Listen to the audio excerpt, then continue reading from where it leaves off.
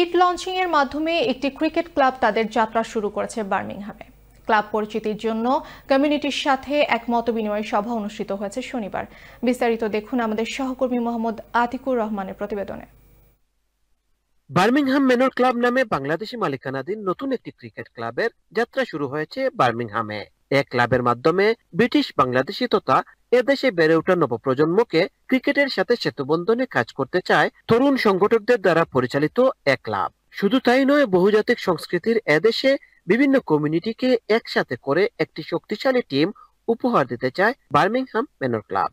শনিবার ক্লাবের kit launching উপলক্ষে আয়োজিত অনুষ্ঠানে এ কথাগুলো জানানো হয়েছে। স্থানীয় একটি হলে আয়োজিত অনুষ্ঠানে উপস্থিত ছিলেন বার্মিংহামে বিভিন্ন ক্রিকেট ক্লাবের কর্মকর্তা থেকে শুরু করে কমিউনিটি নেতৃবৃন্দ।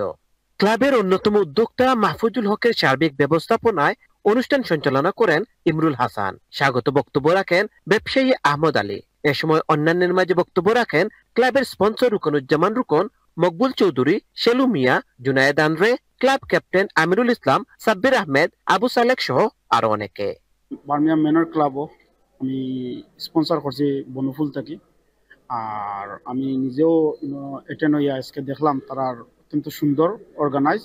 We are hoping that British Bangladeshi new young people will join this club and learn cricket, and maybe in future we will see British Bangladeshis playing either for Bangladesh or for England. Bangladeshi একটি cricket সংগঠনের খুব অভাব বোধ করেছিলাম, যদিও আরো কয়েকটি আছে কিন্তু এটা এনাফ না। সো আমরা চেয়েছিলাম যে একটা ক্রিকেট সংগঠন তৈরি করতে। বার্মিংহাম থেকে Mohammad Atikur Rahman, Channel S news.